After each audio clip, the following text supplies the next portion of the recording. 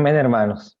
Que el Señor los bendiga mucho. Una vez más, para compartir de la palabra del Señor, estamos con el capítulo 13 del Evangelio de Lucas, aprendiendo de nuestro Maestro, prestando mucha atención a todo lo que el Señor tiene que decirnos, por cuanto es importantísimo que podamos alinearnos a las palabras del Señor Jesús para ser verdaderamente sus discípulos.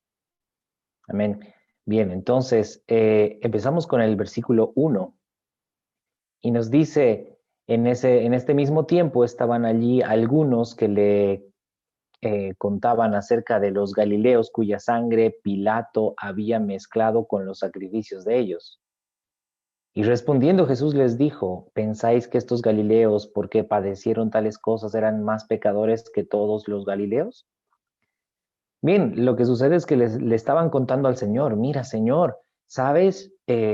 Habían unos judíos galileos que estaban ofreciendo sacrificios y viene Poncio Pilatos y los ha asesinado, ¿no? Trágicamente junto con su holocausto, junto con su ofrenda, ¿no? Por eso dice, ha mezclado con los sacrificios la sangre de ellos. Entonces, esto parecía así como algo muy, muy trágico, algo muy terrible, donde la gente pensaba que como murieron ellos así es porque ellos eran pecadores, ¿no? Es que esos galileos han debido ser pecadores y por eso Dios los ha matado de esa manera. Y ellos creían eso. Pero el Señor respondiéndoles les dijo, ¿pensáis que estos galileos, porque padecieron tales cosas, eran más pecadores que todos los galileos? Os digo, no. Antes, si no os arrepentís ustedes, si no os arrepentís, todos pereceréis igualmente. Pereceréis igualmente, pasarán por lo mismo. Y el Señor añade y dice en el verso 4, o aquellos 18 sobre los cuales cayó la torre en Siloé y los mató, ¿pensáis que eran más culpables que todos los hombres que habitan en Jerusalén? Os digo no. Antes, si no os arrepentís, todos pereceréis igualmente. Bien, el Señor estaba, pues, también haciéndoles recuerdo de un accidente que sucedió en ese tiempo, ¿sí? Donde una torre se cayó y aplastó trágicamente a 18 personas. Entonces, hermanos, de pronto uno mira un accidente trágico, ay, pobrecitos, como han muerto así, qué tremendo, ay, nadie quisiera estar en ese lugar, ¿no? Padeciendo por lo mismo. Pero hermanos, el Señor nos está enfocando a una tragedia peor, y eso es la perdición de su alma. Esa es tragedia. ¿No? La torre de Siloé o los galileos asesinados junto al sacrificio o cualquier otra tragedia que pueda suceder en el mundo. Hermanos, esas tragedias no son tragedias al lado de la perdición eterna. Esa sí es tragedia. Por esto, si no os arrepentís, todos pereceréis igualmente. Estarán en el mismo lugar. Y el Señor estaba llamando justamente al arrepentimiento a, a, a todos los que le oyeran, ¿verdad? Ese arrepentimiento que no se debe confundir con simple remordimiento, porque el remordimiento simplemente es decir, ay, ¿verdad? No debería haber hecho esto, sí, qué triste que lo haya hecho, pero pasan los días y lo vuelve a hacer, y lo vuelve a hacer, y lo vuelve a hacer. Eso no es arrepentimiento, eso es remordimiento. Porque el arrepentimiento, como el Señor nos ha enseñado, es cambiar el enfoque de nuestra mente. De tal manera, hermanos, que no volvemos a hacer aquello por lo cual nos hemos arrepentido. Eso es verdadero arrepentimiento. ¿Recuerdan? El Señor Jesús nos decía, arrepentíos porque el reino de los cielos se ha acercado. Bien, la palabra arrepentíos, en el griego metanoia, significa cambien el enfoque de su mente, cambien la dirección de su mente. ¿Dónde ponen su mente? No pongan su mente en las cosas pecaminosas, porque donde esté la mente, ahí va a estar todo el cuerpo también. La mente controla todo. La mente controla las manos, los pies, todo nuestro cuerpo, ¿verdad? Y donde esté la mente, ahí también va a estar todo el cuerpo. Si es en el pecado, vamos a hallarnos en el pecado también. Pero si nuestra mente está enfocada en el reino de Dios, todo nuestro ser va a estar dedicado al reino de Dios. Amén. Bien, continuando. Nos dice el verso 6. Dijo también esta parábola. Y antes de leer esta parábola, hermanos, consideremos que el Señor Jesús estaba predicando a los judíos y, y les dice, tenía un hombre una higuera plantada en su viña y vino a buscar fruto en ella y no lo halló. Y dijo al viñador, he aquí, hace 3 años que vengo a buscar fruto en esta higuera y no lo hallo. Córtala. ¿Para qué inutiliza también la tierra? Él entonces respondiendo le dijo, Señor, déjala todavía este año, hasta que yo cabe alrededor de ella y la abone. Y si diere fruto, bien. Y si no, la cortarás después. Y esta parábola, hermanos, no era sino una reprensión directa para los judíos, pues porque el Señor estaba esperando fruto de su pueblo, pero no halló fruto. Y es como que el Padre dijo, corta ya de una vez ese árbol, está inutilizando la tierra. Y entonces el que intercede por nosotros, el Señor, le dice, Señor, todavía espera un año más, hasta que yo la abone, voy a acabar, voy a abonar, y si da fruto, bien, y si no da fruto, ahí la cortas.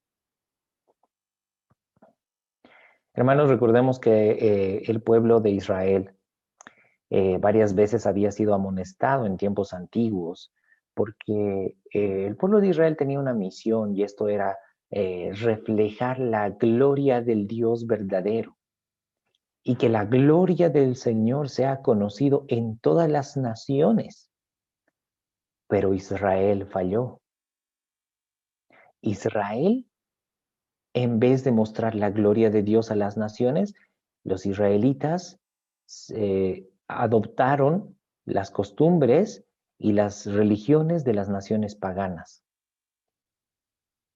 Entonces, por supuesto, hermanos, ellos no dieron fruto, sino todo lo contrario, ¿no? Hicieron que la ira del Señor se encienda. Entonces el Señor los llevó de cautiverio, luego volvieron y se supone que tenían que ya haber aprendido la lección y resulta, hermanos, que no aprendieron la lección. Entonces ahí cuando viene el Señor Jesús, dice, bueno, este árbol ya debería ser cortado, pero vamos a darle todavía una oportunidad más. Vamos a poner un abono especial. Y ese abono, hermanos, es la doctrina del Mesías que vino para guiar a su pueblo. Pero ¿qué sucedió con el pueblo hasta ahora? Bueno, ya vamos a ver al final de este capítulo cómo es dejada desierta la Jerusalén terrenal. Pero hermanos, también esta es una lección para nosotros. Si nosotros no damos fruto, ya estamos conociendo el carácter de Dios, ¿verdad? Si nosotros no estamos dando fruto, de pronto va a haber una voz que diga, corten ese árbol. ¿Para qué inutiliza también la tierra? Como ayer estábamos estudiando y veíamos del siervo, un siervo que tiene que ir al campo a trabajar, a hacer lo que su amo le ha mandado. Pero ¿qué pasa si el siervo es contratado pero no quiere trabajar? ¿Qué pasa si no quiere trabajar? Bien, entonces se lo despide para que ese puesto sea ocupado por una persona que sí produzca, que sí trabaje. Recordemos, hermanos, que el Señor demanda de sus hijos frutos, resultados. Tenemos la parábola de los talentos en Mateo 25, tenemos la parábola de las minas en Lucas 19. El Señor está esperando que nosotros produzcamos. Recordemos que al siervo que no hace nada, se lo echa fuera al lloro y crujir de dientes. Sí, pero hermanos, esto no se trata sencillamente de tratar de dar frutos por nuestro propio esfuerzo. Más bien, hermanos, nuestro trabajo es estar constantemente en Cristo, permanecer en Cristo, absorber la savia, los nutrientes, ¿sí?, del buen olivo. Y entonces los frutos van a darse. Los frutos van a estar ahí, si es que nosotros estamos absorbiendo los nutrientes del Señor. Podemos darnos una vuelta por Juan, el Evangelio de Juan, capítulo 15. Dice en el verso 1, y vamos a, bueno, una vez más, ver cuál es el carácter del Señor. Dice el Señor Jesús: yo soy la vid verdadera y mi Padre es el labrador. Todo pámpano, o es decir, toda rama que en mí no lleva fruto, lo quitará. Y todo aquel que lleva fruto, lo limpiará para que lleve más fruto. Ya vosotros estáis limpios por la palabra que os he hablado. ¿Cómo limpia el Señor aquella rama que da fruto? Con su palabra, ¿sí? Y el Señor nos exhorta y nos dice: permaneced en mí y yo en vosotros. Como el pámpano no puede llevar fruto por sí mismo si no permanece en la vid, así tampoco vosotros si no permanecéis en mí. Yo soy la vid, vosotros los pámpanos. El que permanece en mí y yo en él, éste lleva mucho fruto, porque separados de mí, nada podéis hacer.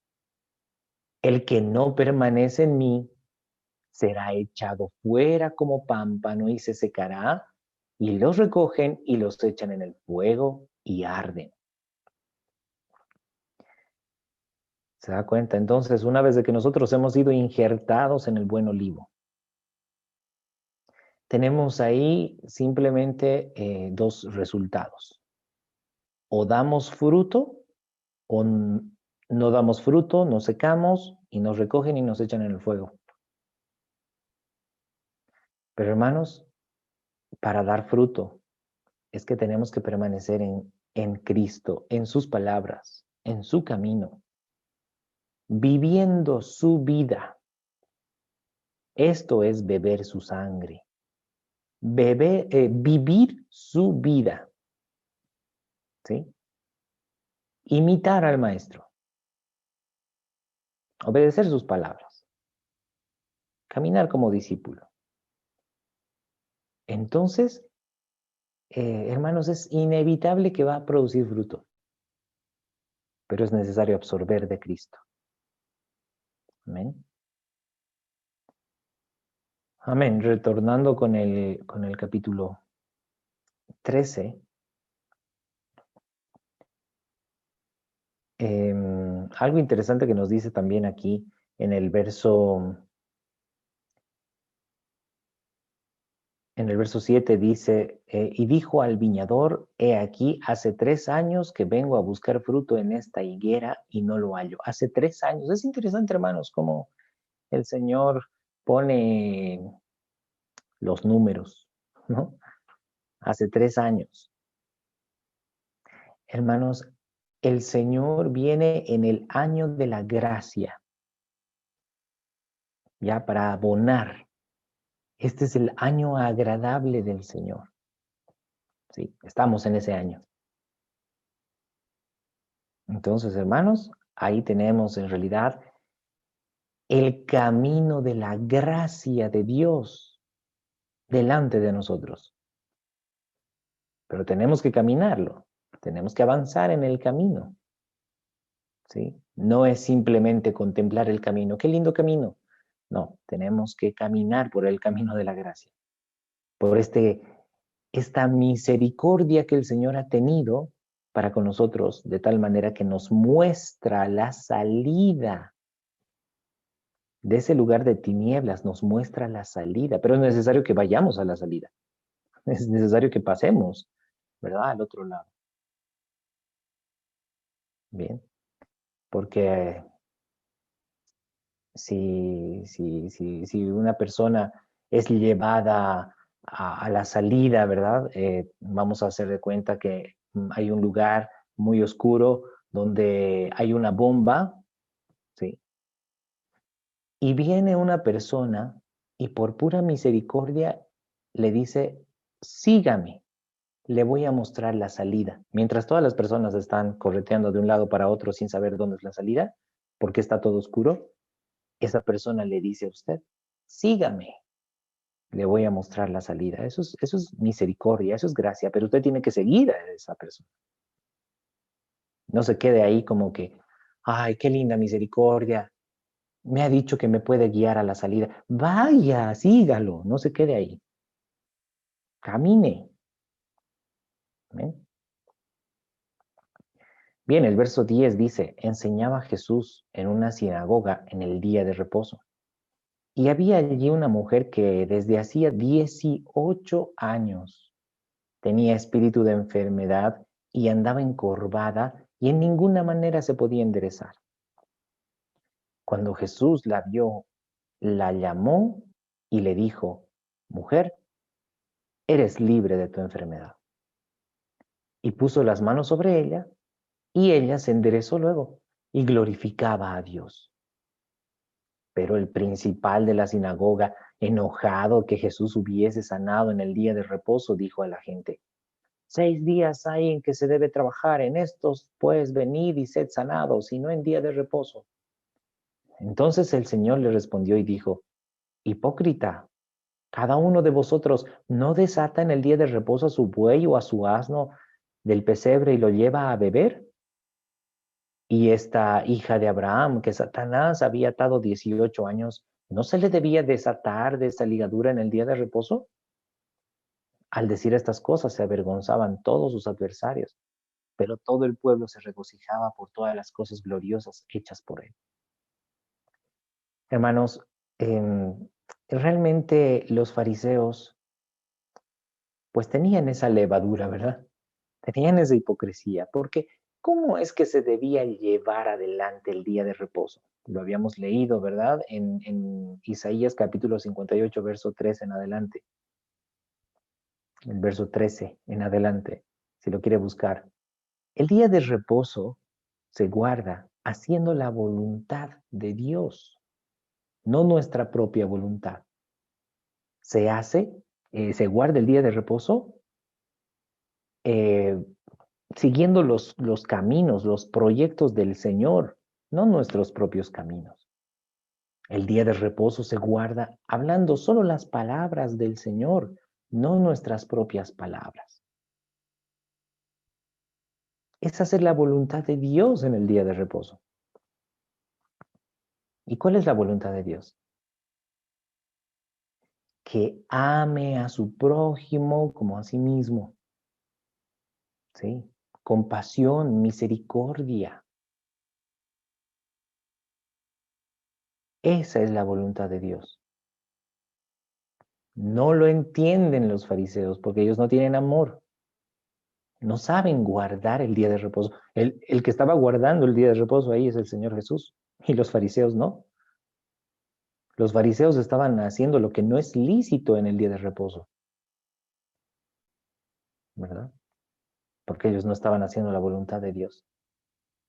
pero el Señor mostrando que realmente se debe amar al prójimo, se debe amar a los demás. Por esto, hermanos, es lícito hacer el bien a los demás en el día de reposo. Y una vez más lo voy a decir, hermanos, los fariseos guardaban el día de reposo un día a la semana, ¿sí? 6 días eran días de hombre, para que el hombre haga sus cosas, sus propias cosas. Pero el día séptimo era exclusivamente para el Señor. Pues bien, ahora que nosotros estamos en Cristo, todos los días es día de reposo. De tal manera que no nos ocupamos en nuestras cosas, ni hacemos nuestra propia voluntad, ni hablamos nuestras propias palabras. No trabajamos para nadie más que para Dios. No trabajamos para cuestiones perecederas, sino para cuestiones eternas. ¿Amén? Por eso, hermanos, estamos llamados a manifestar el amor de Cristo, el carácter de Cristo, todos los días. Amén. Bien, recordemos, hermanos, que guarda el día de reposo es el 4.º mandamiento de los 10 mandamientos.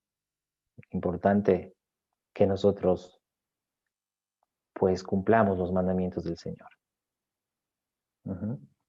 Amén. Bien, entonces, continuando con el verso 18. Y dijo el Señor, ¿a qué es semejante el reino de Dios y con qué lo compararé?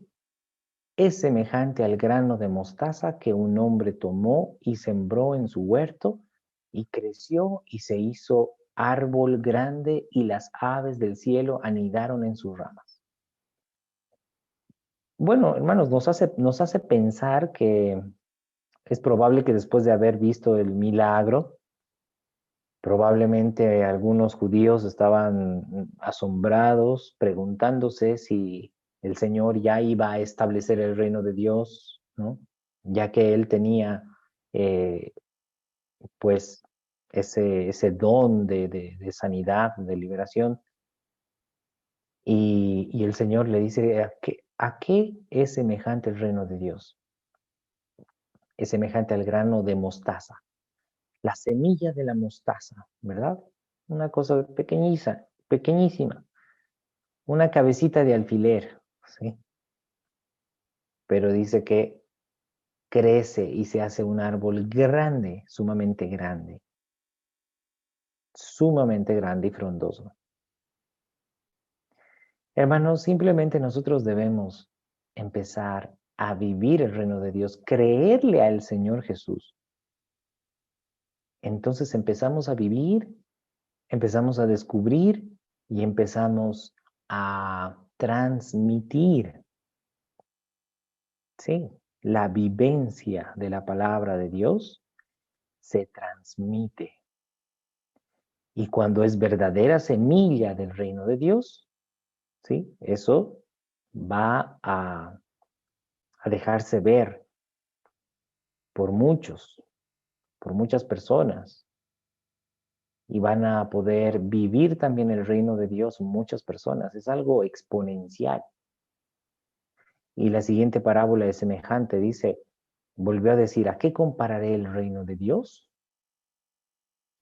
Es semejante a la levadura que una mujer tomó y escondió en 3 medidas de harina hasta que todo hubo fermentado.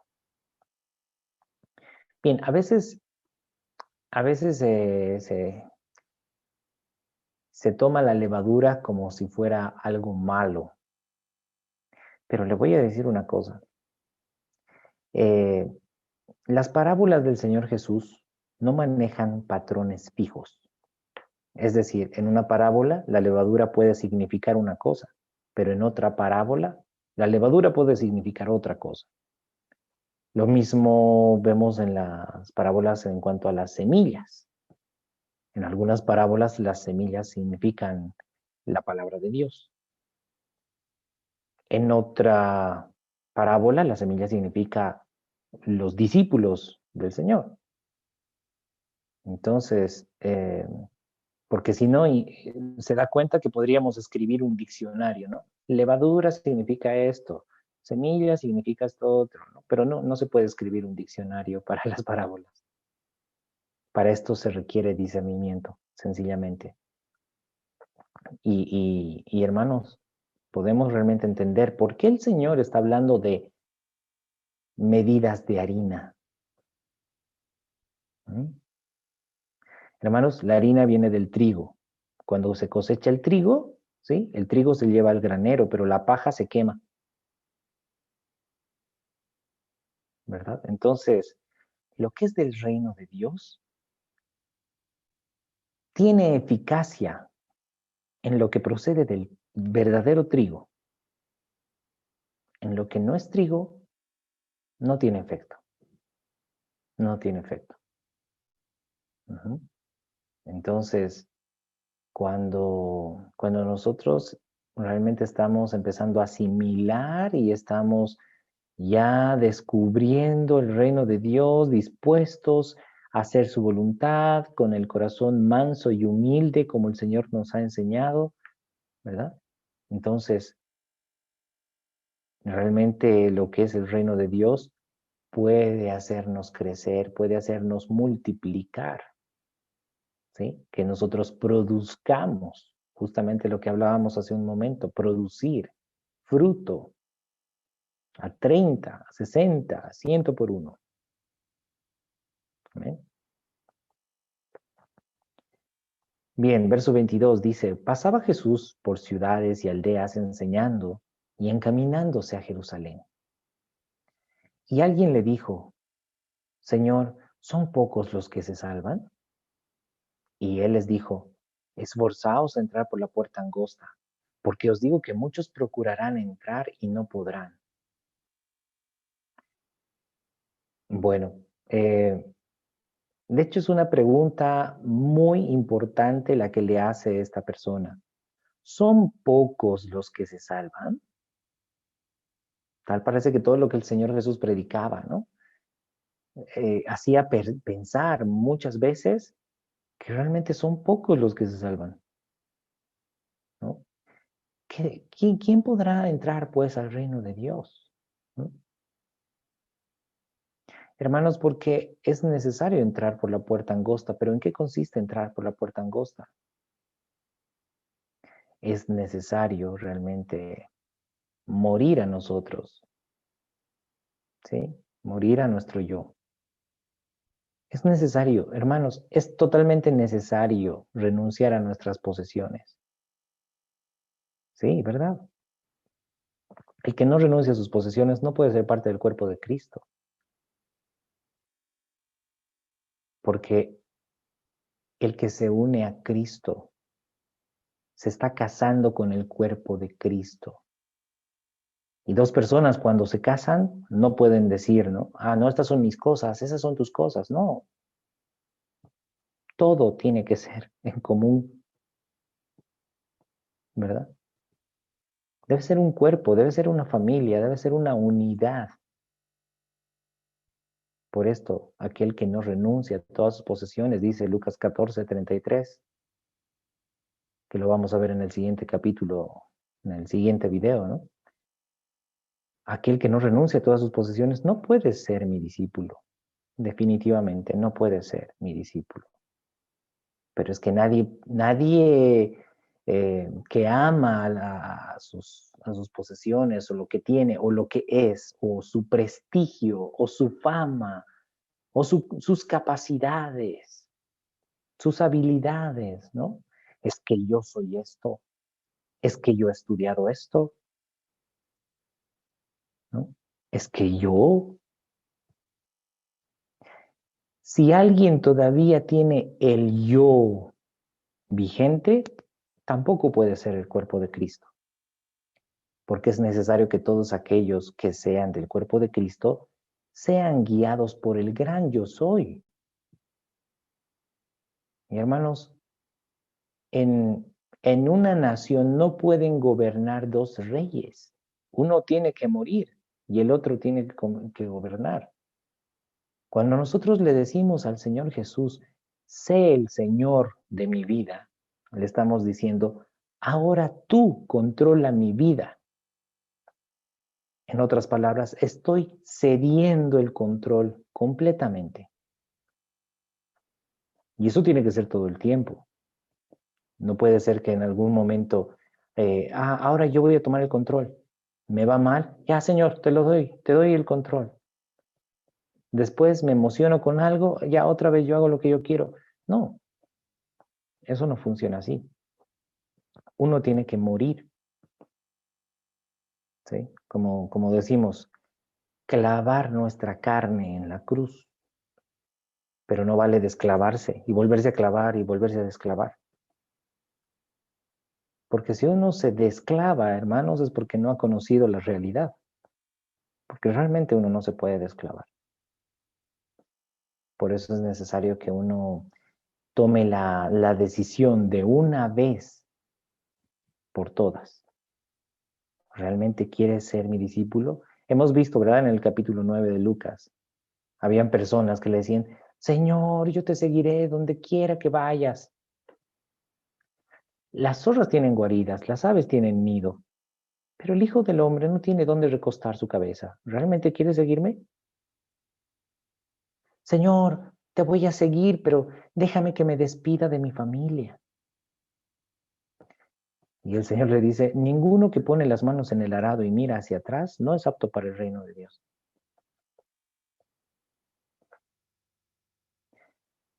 ¿Realmente son pocos los que se salvan? Son muy pocos los que entran por la puerta angosta. Son muy pocos que renuncian a todo. Son muy pocos que renuncian a buscar su vida en esta tierra. Son muy pocos que renuncian a buscar su realización personal, su felicidad en este mundo para dedicarse exclusivamente a la voluntad de Cristo. Son muy pocos. Muchos están ahí alrededor de la puerta, mirando la puerta. Ah, qué linda la puerta, sí, esa es la gracia del Señor, pero no entran por ahí, pero no pasan la puerta, porque la puerta es angosta, porque para entrar por ahí hay que dejar todo afuera. Uh-huh.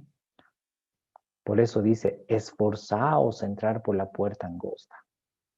Esforzaos. Sí, el Señor Jesús lo dice, esforzaos en renunciar a todo. Esforzaos a negarte a ti mismo. Amén. Entonces, porque dice, muchos procurarán entrar, no podrán.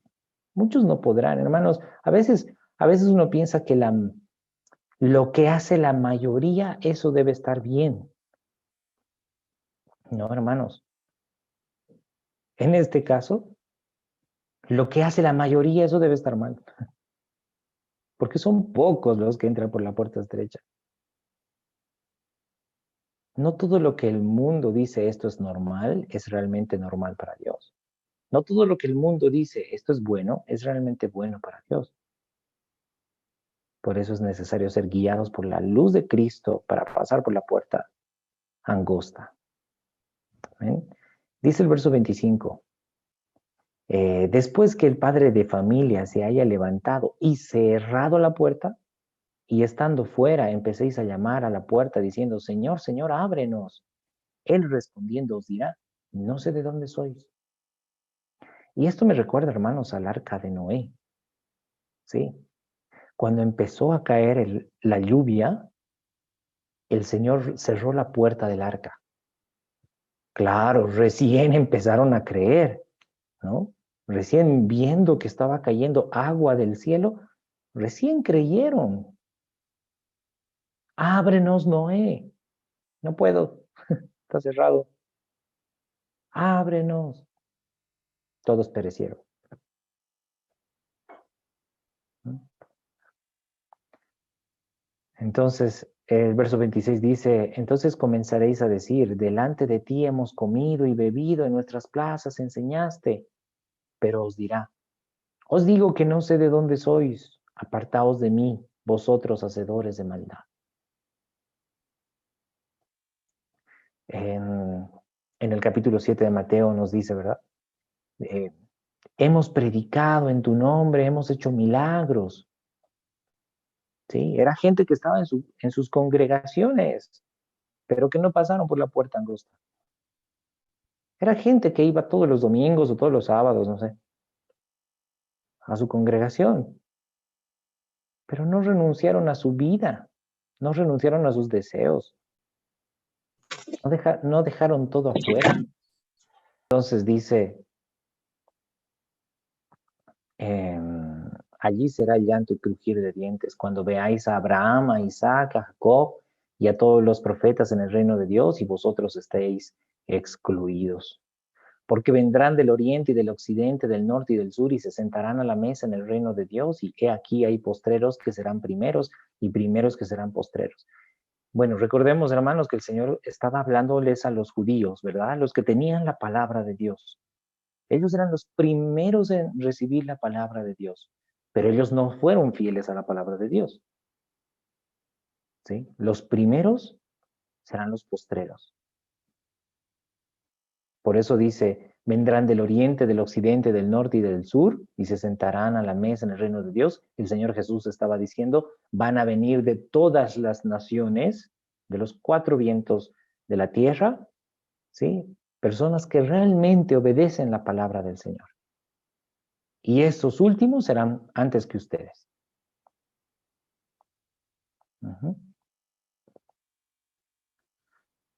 Dice el verso 31. Aquel mismo día llegaron unos fariseos diciéndole, sal y vete de aquí, porque Herodes te quiere matar. Y les dijo, id y decir a aquella zorra, he aquí, echo fuera demonios y hago curaciones hoy y mañana, y al tercer día termino mi obra. Sin embargo, es necesario que hoy y mañana y pasado mañana siga mi camino, porque no es posible que un profeta muera fuera de Jerusalén. Bueno, en ese momento el Señor estaba en Jerusalén, ¿sí? Y le dicen, aquí está Herodes, te quiere matar, vete. Probablemente eran los mismos fariseos, ¿no? Que le estaban diciendo, vete de aquí. Y cuando el Señor le dice, decida a aquella zorra, hermanos, no está insultándole. Ahora, en el contexto actual, ¿sí? Eso puede entenderse como un insulto, pero no. La zorra tipifica a un animal que sabotea las cosechas. Sí, las zorrillas sabotean las cosechas, ¿no? Los viñedos, ¿no? Las siegas. Y de hecho Herodes era un tropezadero ahí. No era precisamente alguien que eh, pues aportaba en algo para el reino de Dios, sino más bien estaba, eh, recordemos que mató, decapitó a Juan el Bautista, ¿verdad? Bien, entonces el Señor les dice, he aquí hecho fuera demonios y hago curaciones hoy, mañana y al tercer día termino mi obra. Sin embargo, es necesario que hoy, mañana y pasado mañana siga mi camino. Bueno, es interesante, hermanos, porque el Señor tuvo su ministerio por 3 años, ¿verdad? Dice, porque no es posible que un profeta muera fuera de Jerusalén. Y es verdad, hermanos, en Jerusalén siempre mueren los profetas. ¿Dónde persiguen a los profetas, a los predicadores, a los que llevan la palabra de Dios? Es en Jerusalén. Así era en el tiempo antiguo y también sucede en este tiempo. Y cuando hablo de este tiempo no me refiero a la Jerusalén terrenal precisamente. Y el Señor dice en el verso 34, Jerusalén, Jerusalén, que matas a los profetas y apedreas a los que te son enviados. Hermanos, es tan triste que realmente el pueblo ha sido muy rebelde. Hemos estado estudiando el Antiguo Testamento. Los profetas estaban anunciando al pueblo del Señor, a todo el pueblo de Israel, la casa de Israel y a la casa de Judá. Vuélvanse de sus malos caminos. Ya no adopten las costumbres del mundo. No pongan su confianza en dioses ajenos. Sigan las enseñanzas, las ordenanzas, las leyes del Señor. Obedézcanlo. Pero ¿qué hacían los israelitas? A unos los mataban, a otros los apedreaban, los echaban del lugar. Es que son palabras muy duras. No, es que nosotros queremos oír palabras de bendición, palabras de paz. Hermanos, el día de hoy también se ve lo mismo. Cuando nosotros anunciamos la palabra de exhortación, no, es que están hablando muy radical, es que es muy duro lo que predican. Nosotros queremos que nos digan que el Señor está con nosotros, que todo lo podemos en Cristo que nos fortalece. Bueno, es que no han aprendido lo que significa estar en Cristo. El que está en Cristo, hermanos, es aborrecido por el mundo. El que está en Cristo ha renunciado a su vida en este mundo. Pero no, la parte bonita es todo lo puedo, ¿no? El Señor está conmigo. El Señor dice, yo te ayudaré en lo que tú quieras hacer. ¿Sí? Y prédicas de motivación. Ve en pos de tus sueños. Ve en pos de tus deseos. Tú lo puedes. Tú eres capaz.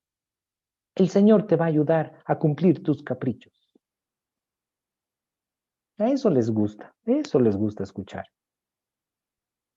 Pero cuando nosotros hablamos la palabra de Cristo, vende todo lo que tienes, da a los que necesitan y tendrás tesoros en los cielos. No, es que esa palabra no era para nosotros, esa palabra era para esos discípulos, era para esa manada pequeña. No, nosotros no. Eso no les gusta. Eso sucede ahora. Así sucedía también antes. Jerusalén, Jerusalén, que matas a los profetas y apedreas a los que te son enviados. ¿Cuántas veces quise juntar a tus hijos como la gallina a sus polluelos debajo de sus alas y no quisiste? Hermanos, el Señor quiere. El Señor quiere salvarlos, pero ellos endurecen sus corazones para no oír. El Señor Jesús decía, Lucas capítulo 9, verso 23, si alguno quiere venir en pos de mí, niéguese a sí mismo, tome su cruz cada día y sígame. Hermanos, nosotros no somos robots, ¿sí? De pronto alguien decía por ahí, no, es que si tú haces algo bueno es porque Dios te hace hacer aunque tú no quieras. No, no somos robots, hermanos. El Señor nos está mostrando el camino de vida, pero el que quiere ir en pos de Él tiene que negarse a sí mismo. ¿Sí? No, no somos robots. Y esto no es para que nos llevemos un pedacito de gloria, no. No, para nada. De hecho, el Señor dice, ustedes deben decir, siervos inútiles somos porque lo que debimos hacer, eso hicimos. No, no se trata de buscar un pedacito de gloria. Simplemente es creerle al Señor y seguirle. O imagínense cuando el Señor le decía a Gedeón, anda con estos 300 soldados, anda a pelear contra los madianitas que son 130,000. Y Gedeón le creyó y Dios le dio la victoria. Venció con 300 hombres a 130,000 madianitas, porque la victoria es del Señor. Gedeón le creyó y fue a la batalla. ¿Usted cree que Gedeón se estaría enalteciendo? Qué fuerte que soy. Qué inteligente, ¿no? Las estrategias que yo he aplicado nos han dado la victoria. No, ninguna estrategia podría hacer que 300 hombres venzan a 130,000, ¿verdad? Entonces, si nosotros le creemos al Señor, tenemos que obedecer al Señor. Y por supuesto, no es motivo para jactarnos, porque la salvación es del Señor, la victoria es del Señor. Y lo vemos y lo sabemos. Pero es importante, hermanos, que nosotros estemos dispuestos. Lamentablemente hay doctrinas que incluso dicen, no, es que si tú has pecado es porque Dios quiso que peques. Y dicen, es que Dios es soberano. No, están entendiendo muy mal el atributo del Señor, la soberanía. Porque el Señor en su soberanía nos hizo la pregunta, si quieres venir en pos de mí, niégate a ti mismo. En su soberanía nos dio, igual que al pueblo de Israel, la opción de elegir entre la vida y la muerte, el camino angosto, camino ancho. ¿Sí? ¿Quién le cree al Señor? Ese va a ir por el camino de vida. El que realmente no le cree al Señor va a seguir buscando su vida en esta tierra, haciendo su voluntad, va a decir, soy cristiano tal vez, pero va a seguir haciendo su voluntad en esta tierra, buscando sus propios deseos, sus propios proyectos, deseos terrenales. ¿Cuántas veces quise juntar a tus hijos como la gallina a sus polluelos debajo de sus alas y no quisiste? Y ahí es donde el Señor habla a Jerusalén y le dice, he aquí vuestra casa os es dejada desierta y os digo que no me veréis hasta que llegue el tiempo en que digáis, bendito el que viene en el nombre del Señor. Hermanos, el Señor ha dejado esa casa, ese templo físico, lo ha dejado desierto. En este tiempo, hermanos, hay un grupo de judíos, ¿verdad?, que quiere reconstruir el tercer templo, ya sería el tercero, ahí en la explanada, pero ellos estarán esperando que la presencia de Dios esté ahí en pleno como en tiempos antiguos. No, hermanos, esa casa ya ha sido dejada desierta, porque el Señor tiene un templo verdadero.